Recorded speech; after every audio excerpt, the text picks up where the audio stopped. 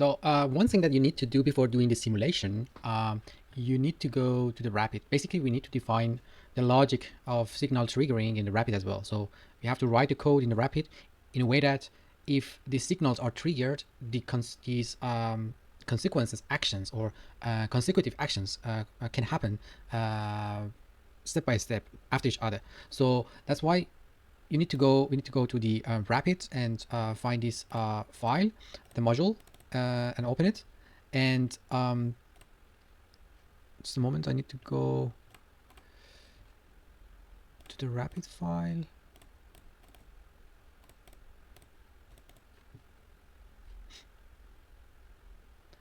Okay, one more time. I need to see if the logic, everything is there.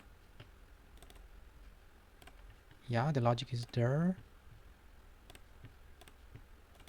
for this one as well. Yeah, it looks like all right. And for the outfitter, it looks okay. The question is why the rapid is not updated. So again, so synchronize to rapid. So yeah, so you see now the rapid code with the main program. So basically, whatever is written in the module are those fixed points that we have defined as a robot target. So we have defined a home position, for example, a peak position, a peak mid position, place mid position, and then return position or return mid position. But you can basically define, and I showed you actually this cycle. So if you want to see exactly how it looks, you have to go to the home, and then you can right click on this and see or position, I guess. So, sorry, in the past you have to go, and in the past, if you click, you can basically move along the path. If you click, I guess you can see the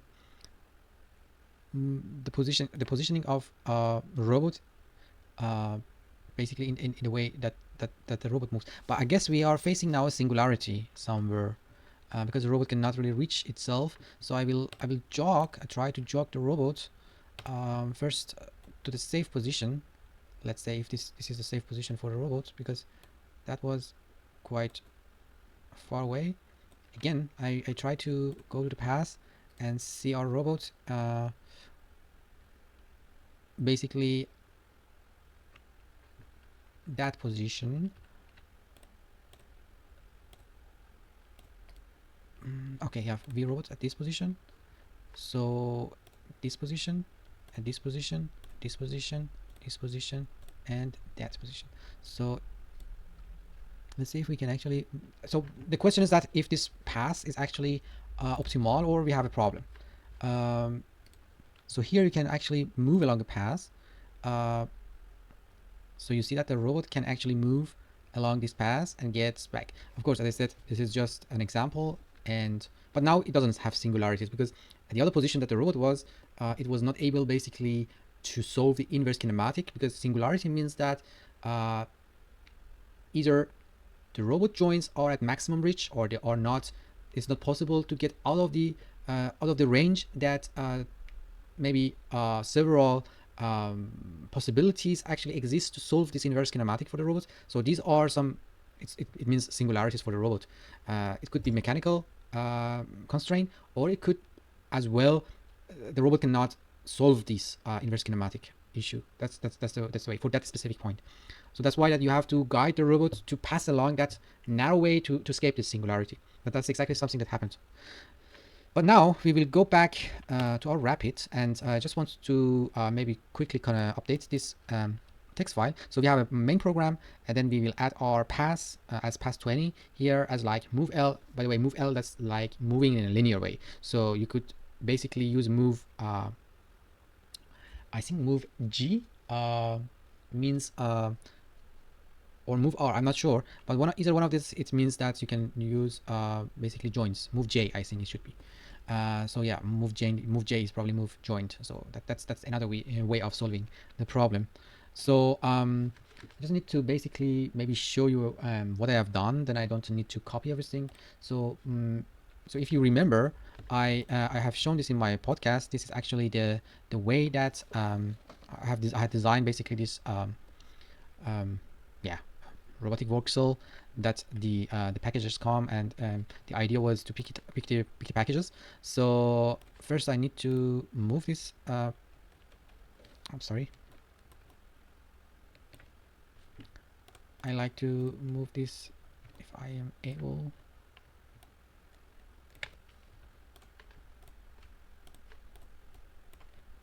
Where is that? Okay, maybe I need to select, yes, your palette. It basically needs to go back to the area that it should be. So for this design, I will go to the rapid and show you what has happened there. So I go to the main. So we have defined basically all these constant variables. Also I had to define some variable as moving X, moving to Y direction, height of the palette, and some contours, but these are not really specific or relevant for this one, because I was that time thinking if different type of packages come, how the palletizing should behave. So it's not really necessary. So this is our main product. So if I trigger digital input as number 10, so I show you in the simulation, I guess I could show you what is digital input, for example, number 10. Just a moment. I guess that was either here. No. Maybe it was here.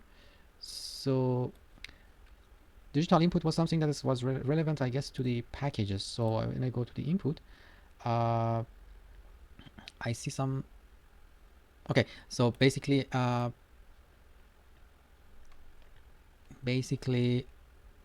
let's say digital inputs. All right, yes, the digital input number 10 that actually triggers the code is an input coming to the system. So what I mean is that if you go to the station logic and if you go to the design, you see that digital input is triggered by the output of the infeeder. So when I click on one of these, like for example, digital input feed in, it will eventually trigger digital output clear box, and that will trigger digital input 10, which is something, whatever written is something that whatever written in the code is something that triggers actually the system.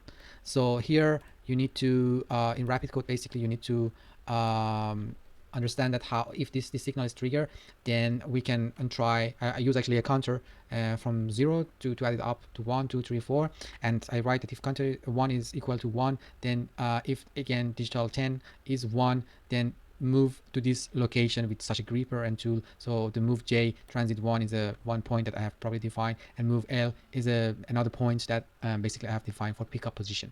And then I will set digital output 10 as a trigger that I have been there. So wait for 2 seconds and then again move to the previous. Basically it goes and pick up the packet, and like set digital output can be used, for example, for activating the vacuum system.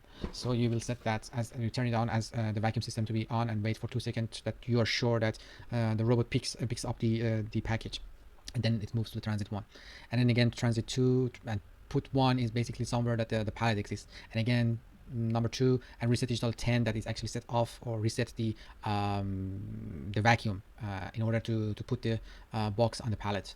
And then transit number 2 is that the position that probably goes higher from the pallet to end this cycle. So you see, it's not really complicated. You need just to understand that what is the for which, like for example, if I consider that 8 times placing the packet, so I have to go until like 8 times and wait, and then for the second row, if I put 4 rows, and then for the second row I need to define new values at a robot target, and then define this the rest of the 4. So and wait time, and then if the counter is more than 9, then you have to reset the counter to 0, because we consider that this palette only has 2 rows of packets on the top, and then end the program and end the module. So yeah guys, I just maybe I can show you the simulation that I did for this modeling, just as the as a goodbye, I would say.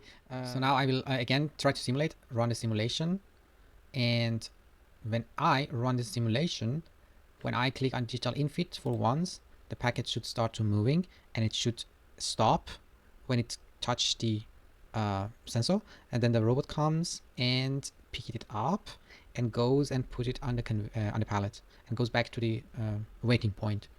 So this is the way that actually works. So the next package, I call it again, it comes and wait, and the robot again goes and pick it up and put it on the conveyor. All right.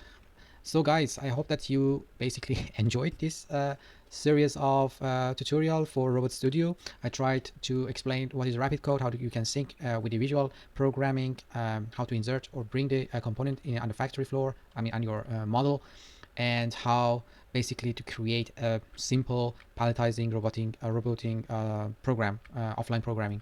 So this would be ideal if you have access to a real robot to test your code, because always there is a chance of inaccuracy with your offline model and the real robot. But you can basically adjust all these differences if you have access to the robot, and just you need to play with the numbers basically. Okay, if you like this content, my content, please subscribe, that I can become motivated to create more content in robotic and machine vision. All right, then see you guys. Bye bye.